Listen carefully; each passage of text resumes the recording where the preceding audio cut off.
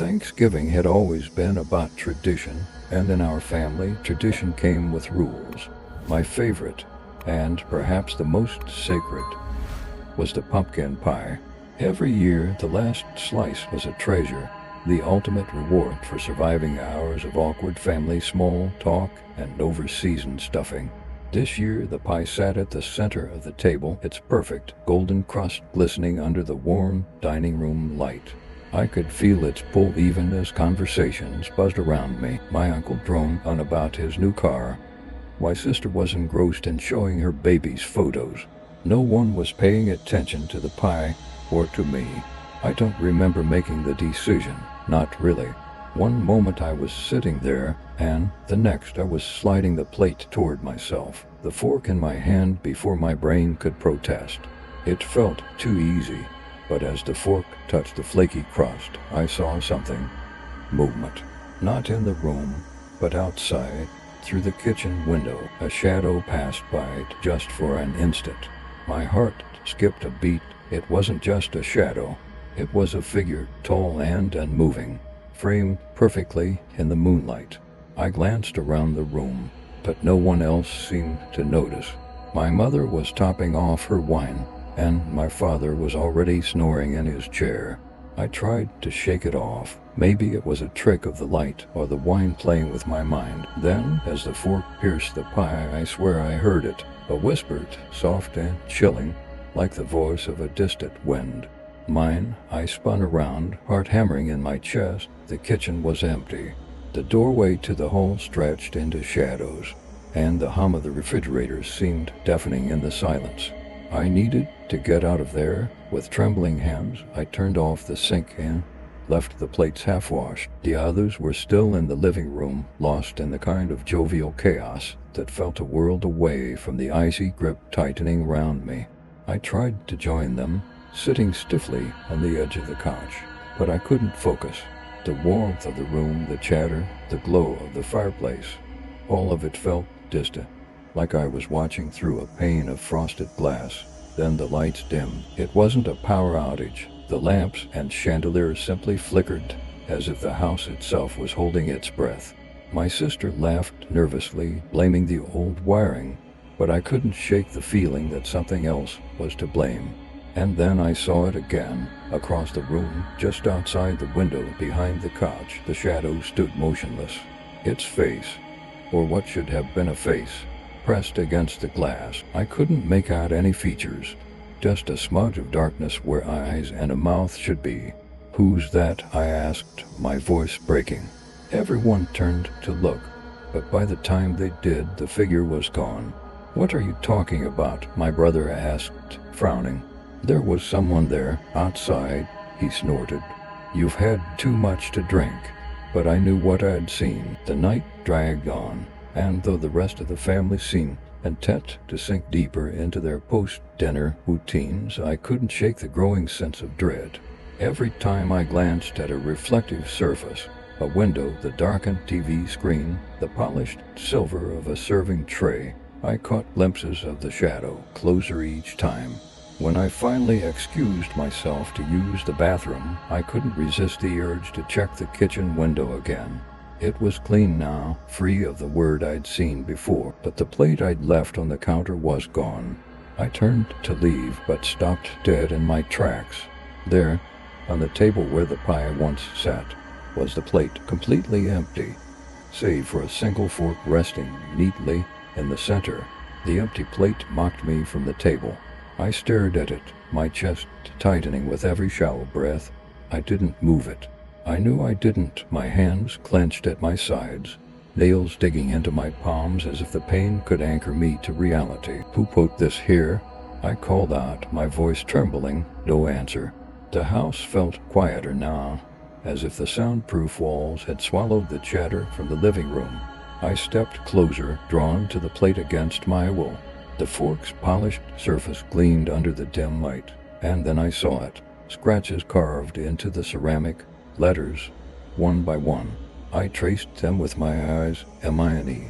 I stumbled back, my foot catching on the edge of the chair. As I struggled to steady myself, I heard the whisper again, louder now, more guttural. It wasn't a suggestion anymore, it was a demand. Mine. The lights flickered violently, plunging the room into alternating moments of blinding brightness and suffocating darkness. I spun around, searching for something. Anything that made sense. And then I saw it. The figure was in the room now. It wasn't outside anymore, no longer separated by glass or shadows. It stood at the far end of the kitchen, taller than I'd imagined, its presence a void that seemed to swallow the light around it. Its head tilted unnaturally to one side, and the space where its face should have been rippled with something almost liquid. "What do you want?" I shouted, my voice cracking under the weight of my terror. It didn't respond, but it didn't need to. I knew. The last slice, that single, selfish bite, it wasn't just pie. It was an offering, a ritual passed down through generations. I'd broken the chain. The figure lunged forward, moving impossibly fast despite its jagged, uneven movements. I screamed, grabbing the nearest object, a knife from the counter, and held it out in a futile attempt to protect myself. But the figure didn't stop. It reached out, its shadowy hand stretching unnaturally long until it clamped around my wrist. The cold was unbearable. A searing frost had burned through my skin and into my bones. The knife clattered to the floor. "You took what was not yours," the voice snarled, no longer a whisper. It echoed in my head, growing louder with each word until it felt like my skull would crack under the pressure. "I'm sorry," I gasped, my knees buckling as the weight of its grip forced me to the floor. The figure leaned in, its face, or lack of one, near inches from mine. The darkness where eyes should have been stared into me, through me. I felt every selfish act I'd ever committed laid bare, every petty theft, every cruel word, every decision I justified as harmless. The room spun, the cold sinking deeper until my vision blurred. And then, as quickly as it began, it stopped. I was alone again. I lay on the cold kitchen floor, my breath coming in ragged gasps. My wrist throbbed where the figure had gripped me, the skin icy to the touch, but the house was silent now. Too silent. Slowly, I pushed myself up, my legs trembling as I stood. The plate was still there, its accusing message carved deep into the ceramic. Hermione. I wanted to smash it, to rid myself of its presence. But I couldn't bring myself to move closer. The living room was empty. When I stumbled back into it, the warmth of the fire was gone, replaced by a bone-deep chill that made the air feel thinner, harder to breathe. "Hello," my voice barely rose above a whisper, the sound swallowed by the emptiness. My family was gone. At first, I thought maybe they'd gone outside, but their coats still hung by the door. The dining table sat undisturbed, the remnants of our feast exactly as we'd left them. It was as if they'd vanished into the air, leaving me alone to the suffocating silence. And then I saw it, the pie. It was back on the table, whole and untouched, as though no one had ever taken a slice. The golden crust gleamed under the dim chandelier, mocking me with its perfection. I approached slowly, each step heavier than the last.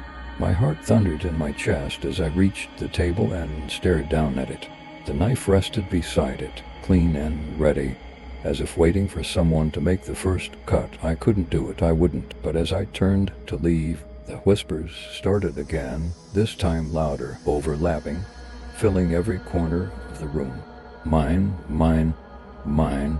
The air grew colder, the weight of their voices pressing down on me until I couldn't breathe. My vision blurred as I reached out to steady myself, my hand falling on the knife. The whispers stopped instantly.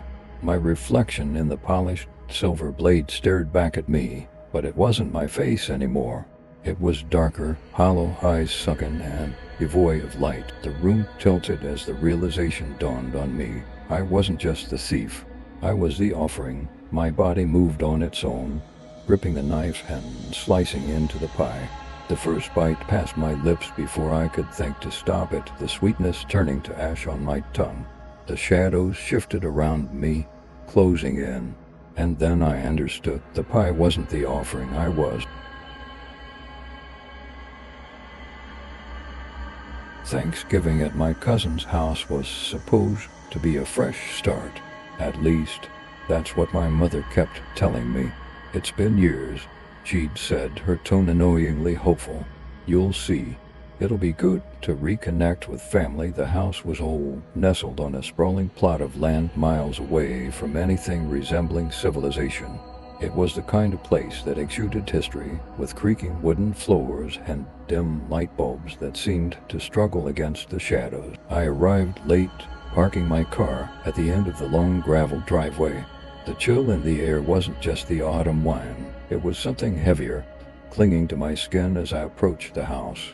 Inside, the warm smell of roasted turkey and cinnamon hit me, but it wasn't comforting. It felt misplaced, like an artificial sweetness meant to mask something rotten. My cousins greeted me warmly enough, though their smiles didn't quite reach their eyes. As we settled in for dinner, I couldn't shake the feeling that something was wrong. The laughter felt forced, the conversations carefully curated, but it wasn't until I glanced toward the basement door that the unease became a knowing certainty. The door was padlocked. New addition? I asked, keeping my tone light. My cousin shrugged. Just some storage down there. The locks were safety. His hesitation was like a pinprick in my chest. I didn't press further, but the door kept pulling my attention throughout dinner, its dark wood and unspoken presence at the edge of my vision. I couldn't explain it, but the basement felt alive, its silence louder than the buzz of the dining room. The dinner dragged on, but my mind was elsewhere. No matter how much I tried to focus on the conversations around me, my gaze kept drifting back to the basement door. It was absurd, I told myself. A locked door in an old house was hardly unusual, but the way it seemed to loom over the room, even from a distance, was suffocating. Need some air? My cousin asked, his voice breaking through my trance. I shook my head quickly, just tired from the drive. He nodded, but his eyes lingered on me for a moment too long before he turned back to his plate. After dessert, the family began to settle into their post-dinner routines. Cousins disappearing upstairs, my aunt dozing off in her armchair. I wandered into the kitchen under the pretense of grabbing another drink, but my real goal was the basement door. Standing in front of it, I felt the weight of it pressing against me, like it was daring me to open it. The padlock gleamed under the dim light, its surface clean to nude, compared to the weathered wood of the doorframe. As I reached out to touch it, a voice startled me. Don't! I turned sharply to find my cousin standing in the doorway, his face unreadable. It's nothing, he said too quickly, just old junk. Not worth the trouble. Then why lock it? I asked, my voice more confrontational than I intended. He hesitated, his jaw tightening. The house has its quirks. Sometimes things don't stay put. It was a terrible lie, and we both knew it. That night, as the house settled into an uneasy silence, I couldn't sleep. Every creak of the floorboards, every gust of wind against the windows felt to amplify. I lay in bed staring at the ceiling, my thoughts circling back to the basement.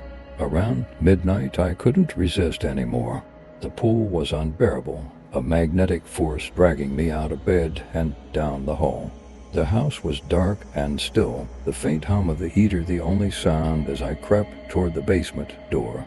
When I reached it, I stopped, my pulse hammering in my ears. The padlock was gone. The padlock was gone, and the door hung slightly ajar, as if waiting for me. A cold draft wafted through the gap, carrying with it a faint, earthy smell that made my stomach churn.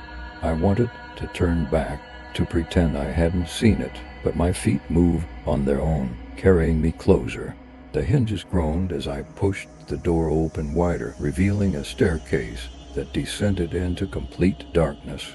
The air was colder here, thicker, as though the space below hadn't been disturbed in years. Or maybe longer. I hesitated, gripping the edge of the doorframe to steady myself. Every instinct screamed at me to stop, but something deeper, a pull I couldn't name, urged me forward. The first step creaked loudly, the sound reverberating up the narrow staircase. My breath fogged in front of me as I descended, each step plunging me further into the oppressive chill. The faint smell of damp earth grew stronger, mingled now with something sharper, metallic. At the bottom, my hand found a string dangling from above. I pulled it, and a single bulb flickered to life, casting a weak yellow glow over the room.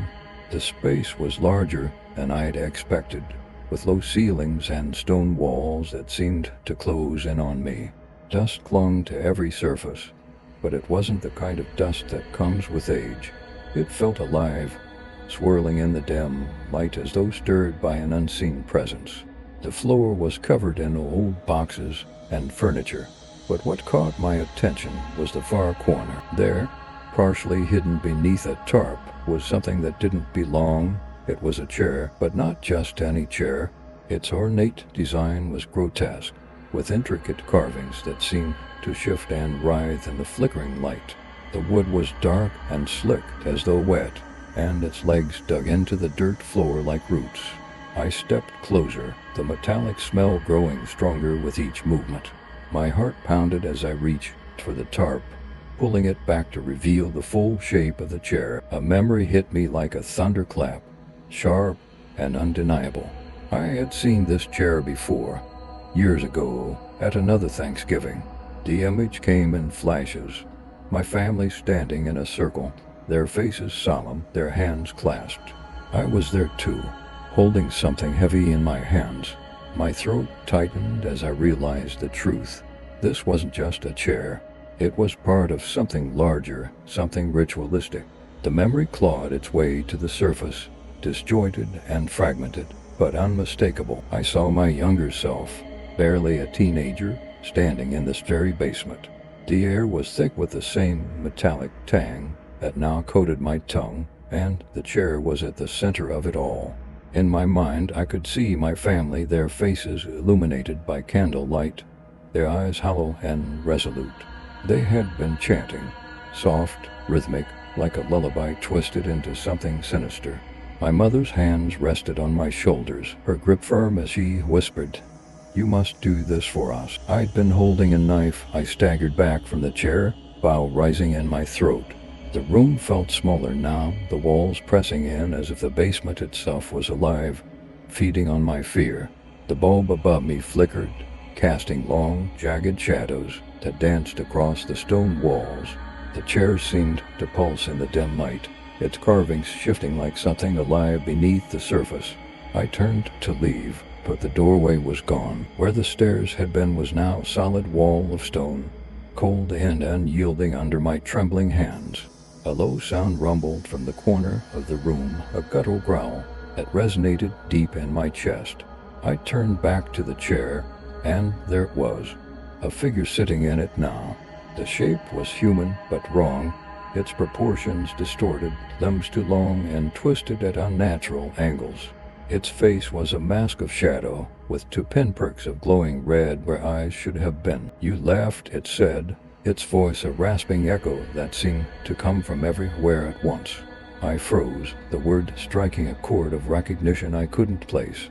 "You were supposed to stay," it continued, leaning forward. Its hands gripped the armrests, clawed and gnarled, the wood creaking under its weight. "I don't understand," I whispered, though the words felt hollow deep down. I knew exactly what it meant. The memories surged back, clear this time, the ritual, the offering. The chair was more than a seat. It was a throne, a gateway to something beyond comprehension. And I had been part of it. We all had, but I had run. "I was a child," I said, my voice cracking. "I didn't know." "You knew," it growled, standing now, its impossibly tall frame scraping against the low ceiling. The air around it warped, the shadows twisting into grotesque shapes that danced and writhed, and you still left. I stumbled back, tripping over a box and landing hard on the cold dirt floor. The metallic scent was overpowering now, and I realized it wasn't just in the air. It was seeping from the chair, a dark, viscous liquid that pooled beneath it. "You owe a debt," it said, advancing slowly. "One that must be paid." I scrambled backward, my hands clawing at the dirt floor as the figure loomed over me. Its twisted form filled the room, blocking out the dim light. and plunging me into suffocating darkness. "You can't take me," I gasped, though the words felt feeble, pointless. I didn't know what we were doing. I didn't agree to this. The figure stopped, tilting its head with an unnatural crack. For a moment, the room was silent except for the pounding of my heart. Then it spoke, its voice softer now but no less menacing. "It's not about agreement. It's about blood." Before I could respond, the memories flooded back in brutal clarity. My hands were slick with something warm and sticky as I stood before the chair years ago. A lamb, trembling and bleating, was tied at his feet, the knife in my hand, the chanting. My family watching, their faces masks of quiet resolve. The ritual wasn't just about sacrifice, it was about binding. Something had been sealed in that chair, and I had been the one to finish the act. But I'd left before the ritual was complete, abandoning my role, leaving the bond fragile. And now it had broken. I was just a kid, I whispered, tears streaming down my face. "And now you're not," it hissed. "Now you're what I need." The chair moved behind it, sliding across the dirt floor as though summoned. The carvings on its surface glowed faintly now, their shapes incomprehensible but alive, shifting with purpose. The figure reached for me, its claws brushing my arm, and I screamed. But it wasn't pain that shot through me. It was memories, sharp and overwhelming. Every moment I'd spent in this house, every Thanksgiving, every uneasy glance at my family, it all came rushing back. I had been marked from the start. "No," I said, shaking my head violently. "You can't make me." But it didn't need to. My legs moved of their own accord, dragging me toward the chair. The air grew heavier with every step, the shadows pressing closer, whispering words I couldn't understand but instinctively feared. I tried to fight, but it was like resisting the pull of gravity. My knees buckled as I reached the chair, collapsing into its cold embrace. The carvings burned against my skin, the liquid pooling beneath me soaking into my clothes. The figure leaned closer, its face inches from mine. This time it said, its voice a guttural snarl, "You won't run." The carvings erupted with light, blinding and searing, and I screamed as the world around me dissolved into chaos. When I opened my eyes, I was alone. The basement was silent again, the chair empty. The walls no longer pressed in, and the air was still, but I wasn't free. I could feel it now, deep in my bones. A presence, a bond that could never be broken. The chair was part of me. Its mark burned into my soul. As I stumbled back upstairs, the house seemed darker, quieter. My family was still gathered in the living room, their faces blank and emotionless as they watched the fire crackle. No one looked at me. No one spoke. But I understood. They knew what I'd done, what I'd become. I was no longer part of the family. I was part of the basement.